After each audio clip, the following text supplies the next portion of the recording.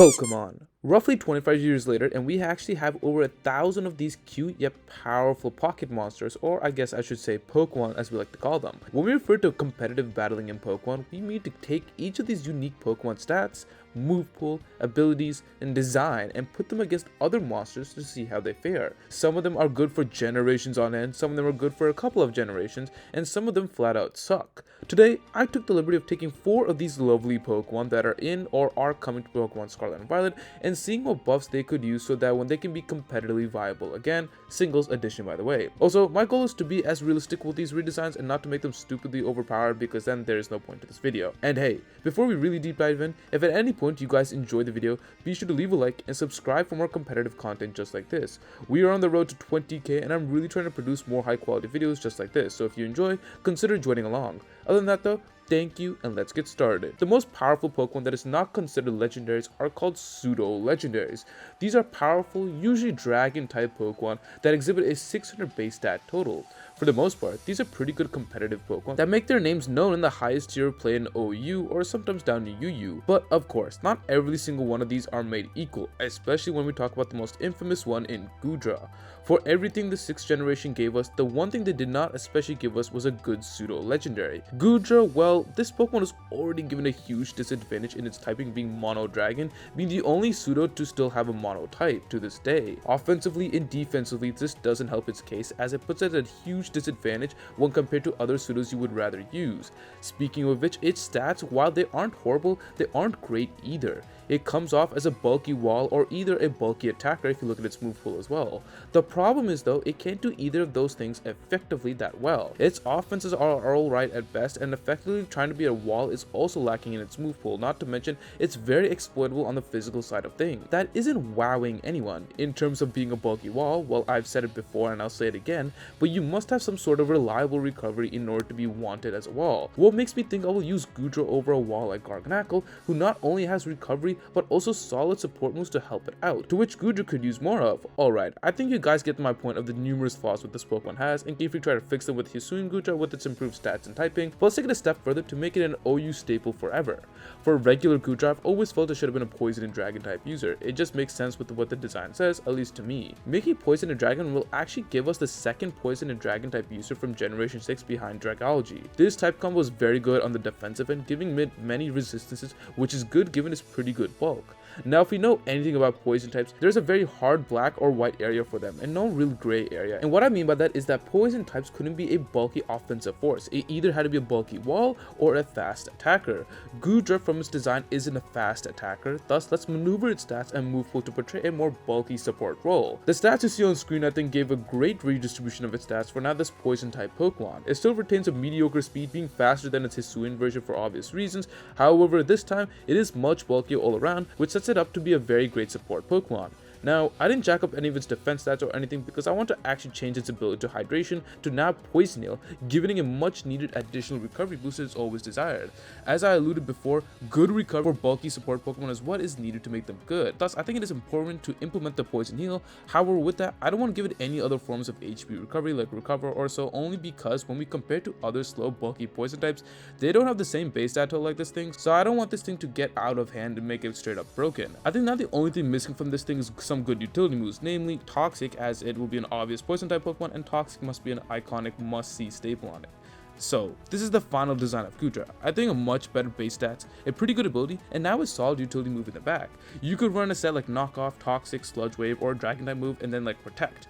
And that could be good, or you can meddle around with it and change it into something you like. I think at least though, Goodra has a way better shot to be in the metagame, especially in OU, as this thing will be a tank on the defensive end and can take a lot of hits. With the starters making their grand return, I think it's time we make Meganium a brand new redesign, as by far it is the worst starter Pokemon we have in Pokemon. It's no secret that a lot of Gen 2 mons are weaker compared to the other generations, and Meganium in my opinion is on the forefront of all of that. Meganium on the surface level is a slow, bulky Pokemon with not that many good offenses, which is a funny way that reminds me of Pheasantipity. Anyways, the problem with this type of Pokemon is it doesn't know what role it's supposed to be, especially since it is the grass type starter, which indicates many weaknesses it will have to face in competitive play. Fast grass type users or hitters like Rillaboom or Serperior are very viable due to their high offenses. However, slower grass types like Wo-Chien aren't good due to their numerous weaknesses, although that also still has to do with this dual type of grass and dark. Regardless though, given its already pretty good bulk, let's stick with the idea and turn Meganium into a bulky defensive Pokemon with an actual great dual typing of grass and fairy.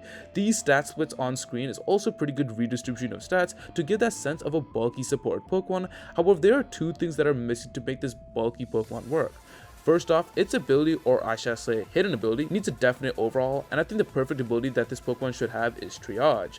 This would be an incredible ability for a slow, bulky Pokemon that now can make use of a potential Fairy-type move of Draining Kiss, which not only deals damage, but almost heals up HP in the process. Comfey previously was the most notable for this Triage and Draining Kiss combo, and I think it would suit Meganium very well too. It gives off a very fairy-like design, and I think this overall is a great addition to it. It is also good to mention that Strength Sap, another grass-type great utility move, also offers another great recovery move while also hurting physical attackers just like Draining Kiss, which is something that should definitely be added to Meganium's kit. It could be used very effectively underneath Meganium and Triage. Speaking of move pool, we definitely have to tweak it a bit by also adding a couple of offensive fairy type coverage moves, and we already got solid recovery in Draining Kiss and now in Strength Sap, so I think in terms of move pool, having more fairy type moves and these two moves I think actually rounds its move pool pretty well. Being a fairy type user means it probably won't be able to use Poison Powder, as that won't make sense, but that's not really much of a concern for this. I don't think you'd be running that either way, even with it having it or regardless. However, I think we should also add another unique grass type move in Spore, which gives it a perfect accuracy in making Pokemon fall asleep. All the moves I've mentioned so far I think are pretty good iconic support grass type Pokemon movesets that I think Meganium can make greatly of, and I think this can make its viability vastly improved.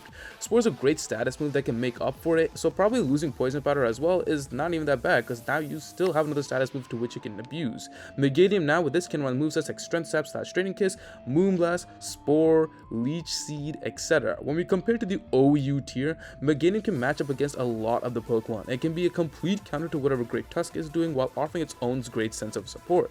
Ogerpon would definitely struggle against it, Manaphy, Rillaboom, Hammerot, Landorus, etc. It is also good to note that its defensive typing actually also grants it neutral to bug type and offers other great resistances and a huge immunity to dragon, which definitely helps its viability. And in my opinion, Meganium could be a last minute plug in for semi-hyper offensive teams or stall teams that need great support. No longer this is the worst starter by far and can actually be seen as one of the better ones, definitely a low OU or a very good UU staple at best. It's got a lot of tools to finally take advantage of a bulky slow wall like it seemed like its design originally meant to be. The next Pokemon I'd like to discuss is a fan favorite amongst all, and that is Luxray.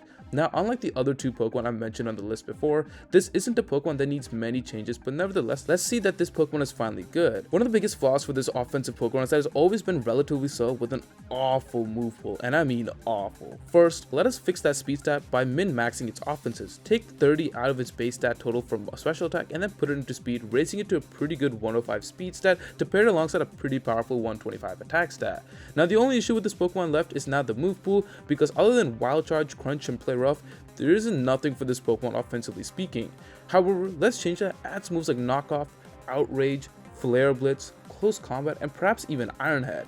It just needs more physical moves in general, as it seems way too restricted in terms of the style of play, and more importantly, in general, electric type moves need better physical coverage, but that's also another topic for another day. Regardless though, this is a way better move pool offensively that can work with it all around. It's got options now and doesn't have to be one dimensional with its obvious coverage moves. Furthermore, Luxray now feels like a bit more maximized in terms of potential, where now it's fully throttling on both its pure physical attack stat and can also use its gut sets, or just regular life orb sets, or choice band sets. There's a way more diversified sets that could be seen definitely in Luxray, which could definitely be used in the UU tier. With the speed of 105 now, it is one of the fastest Pokemon available in the tier. It can hit over 10 plus Pokemon for pretty good fast damage. Honestly speaking, I think Luxray benefits even more and will make a lot of competitive players as well happy, because now you can efficiently use this cool monster on your team. Now, the last Pokemon I take issue with and want to be good is actually a regional bird. Regional birds are birds that are like a one-line iconic bird that you find in every generation. Unfezant from generation 5, Staraptor from generation 4, the list keeps going on. And in generation 7, the regional bird is Toucannon. This bird definitely needs a huge rework, as it's arguably between the two of the best regional birds ever to be released in Talonflame from generation 6 and Corviknight from generation 8. Oftentimes speaking, no one remembers this sorry bird because it's just so awful, especially being in between both of these birds, which makes it oftentimes forgettable. And I'm a huge fan of its design. I find it very hilarious and goofy, and I think this Pokemon deserves way better. Again, let's start by fixing its mediocre stats. Trumbeak, its pre-evolution, is faster than its final evolution, and I want to change that. Most of the Alolan Pokemon I know are designed to be slow because like a vacation spot, etc, but I don't care. And Toucannon isn't benefiting from this idea either. Historically speaking, unless you're Corviknight with amazing defensive typing, most regional birds are offensive-minded frail birds. Sharing the same typing of normal and flying with most of the other birds, we shall keep it the same trend since the defensive typing isn't anything special. Let's make this more frail and give it a base 95 speed. I don't envision this thing being faster than Staraptor or even Pidgeot for that matter, so I don't want to make this too ridiculous, especially since it has one of the best offenses for a regional bird. 95 is a decent speed tier for it, and frankly, I think it can make it work. Next, I think we should add a move in Facade for better normal type coverage because I think we should replace Toucannon's ability of Keen Eye with Guts. I want to give it Guts because this Pokemon strikes me as a Pokemon that doesn't really care about much except for being angry and furious. Thus, having the ability of Guts and using statuses as a way to be more angry and making more powerful, I think would be cool. Other moves we could add is like Steel Wing and like Close Combat, which could be also other good coverage moves, not to mention Close Combat as like if someone's like furious, and Toucannon is a very furious bird. Facade, Flame Charge, Brave Bird, Roost, Knockoff, or whatever you would honestly want to put it is somewhat usable now. It's more frail, so will be punished for being better offensively. However, at least it will not be so forgettable as it now have some viability in UU or perhaps even the lower tiers like RU, whereas frailty and high offenses could be more appreciated rather than being down in the dumpster fire that it is. Well, these are the 4 Pokemon that I think should be fixed in Generation 9 though. Let me know in the comments below what you guys think of this list, and if you guys are still watching to the end of this video, comment down below the flower emoji. Again, I really appreciate all of you guys' support and all of you guys who made it to the end of the video, so thank you. And thank you to my channel members for their continual support. If you wish to support me even further, the link to that is also down below. And lastly, be sure to join the Chompy Discord. And with that though, thank you all for watching this video and see you in the next one.